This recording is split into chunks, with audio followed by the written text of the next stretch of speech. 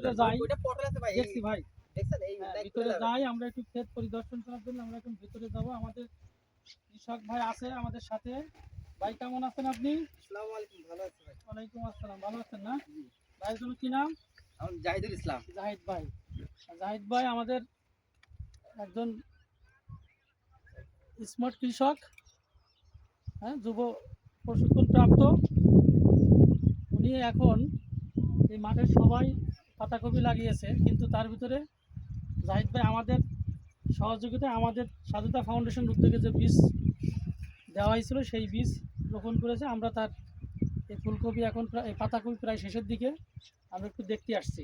তো ভাই আপনি মানে আমরা একটু কিছু প্রশ্ন আপনার করতে চাচ্ছিলাম যে আপনি মাঠে তো অনেকে অন্য অন্য কপি লাগিয়েছে, আপনি কেন আমাদের এই বীজটা লাগালেন, বা এর আগে আমাদের সম্পর্কে কোনো কিছু আপনার ধারণা আছে কিনা? জি, ধারণা বলতে কি, আমার স্বাধীনতা ফাউন্ডেশনে এক পাতা বীজ দিছিল। ওই বীজটা আমি এই জায়গায় রোপণ করছি। রোপণ করার পর অনেক বছর অনেক জায়গা থেকে বীজ সংগ্রহ করে বীজটা ভালো হয় না। এই জন্য স্বাধীনতা ফাউন্ডেশনে এক পাতা বীজ দেওয়ার পরে আমি এটা রোপণ করছি এই জায়গায়। করার পরে আমি খেতে লাগাইছি। অন্যান্য বারের তুলনায় এই বছর আমার কপি অনেক সৌন্দর্য হয়েছে, কোনো রোগ বেলায় নাই। চারাগুলো দিছিলাম, চারাগুলো রোগমুক্ত, প্লাস ভুঁইতে লাগাইছি, ভুঁইতেও আমার কোনো সমস্যা হয়নি। কপিগুলো অন্যান্য মানুষের তুলনায় আমার কপিটা খুব ভালো হয়েছে। এই জন্য স্বাধীনতা ফাউন্ডেশন থেকে আমি ধন্যবাদ জানাই যে আমার ভালো সঠিক পরিমাণে আমার বীজটা দেওয়ার জন্য। ভালো। এখানে আপনার কতগুলো কপি আছে? এখানে আমার কপি আছে আপনার 3140টা কপি আছে 10 কাঠা জমিতে। 10 কাঠা জমিতে 3140টা, অনেক বেশি লাগালেন নাকি ঠিক আছে না, লাগালেন? ঠিক আছে। বিঘায় আপনার 6200-300 এরকম বিঘায়, 33 শতকে আমাদের বিঘা, এভাবে কপি লাগাইতে হয়। এখন মাঠে তো দেখছি যে বড় বড় কপি অলরেডি বাজারে বিক্রি হচ্ছে, আপনার জি, তো এখনো তো সময় লাগবে, কতদিন লাগতে পারে এটা বিক্রি এটা হতে?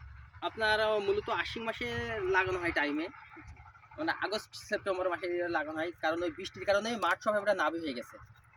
এই জন্য বাজারে এখনো ভালো বাজার, মনে করেন যে এখন যে কপিগুলো আসছে আপনার 25 টাকা 20 টাকা পিস বিক্রি হচ্ছে অর্থাৎ কেজি। এগুলো আমাদের 15 টাকা 16 টাকা পিস বেচলে যথেষ্ট। এটা আমাদের খরচ কম, শীতকালীন যেহেতু সবজি, আমাদের খরচ কম, যাতে আমাদের লাভটাও একটু বেশি হয়। ওষুধপালা খরচ কম সব দিক থেকে। আর যেহেতু আমি নিজে চারা রোপণ করছি, এই জন্য আমার খরচটা কম, আমি নিজে করি যেহেতু, সব দিক থেকে আমার মিলে একটা লাভজনক পজিশন আছে। এখন পর্যন্ত আপনার খরচ কত হয়েছে বলতে পারবেন? অ্যাভারেজ হিসাব করলে আমি তো জোন পাটি না নিজে করি। আমার এই 10 কাঠা জমিতে আপনার 3000 চারায় টোটালে সার ওষুধ দিয়ে কমপ্লিট করে আমার 5000 টাকা খরচ হয়েছে। 80 টাকা খরচ হয়েছে। এরপরে যে এই কপি ওঠা পর্যন্ত আর কি খরচ আছে আপনার?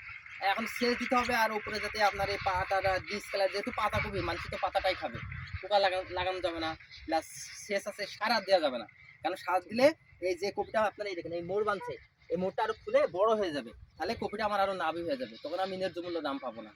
এই জন্য সার মারার কিছু দেওয়া লাগবে না। এই এরকম আমি 10টা ইউরিয়া দিচ্ছি, এটাই টুকটুক করে কাজ করলে আমার 15 দিনের ভিতরে কপিটা আমার, জি, এই যে সেচটা দিচ্ছি আরেকটা সেচ দিলে কপি আমার হয়ে যাবে। এখন কি উপরে কোনো কীটনাশক ছিটাবেন কিনা? এখন উপরে আপনার পাতা ক্লিয়ারের জন্য আপনার রোবনাল আছে বা সিকুর আছে, আর পোকা মারার জন্য যেকোনো একটা পাতা ব্যবহার করলেই যথেষ্ট এগুলো। মানে যদি পোকা না লাগে তাহলে তো ব্যবহারের দরকার নেই। না, না, পোকা না লাগলে ব্যবহার করতে হবে, যেহেতু শীত পড়তেছে তো কম ওষুধ ব্যবহার করলে যথেষ্ট। আচ্ছা, আপনার খরচ শুনলে এখন আপনি এইখান থেকে এবছর মানে সব বাদ দিয়ে কেমন লাভ মনে করতেছেন যে আপনার মানে লাভটা দাঁড়াইতে পারে?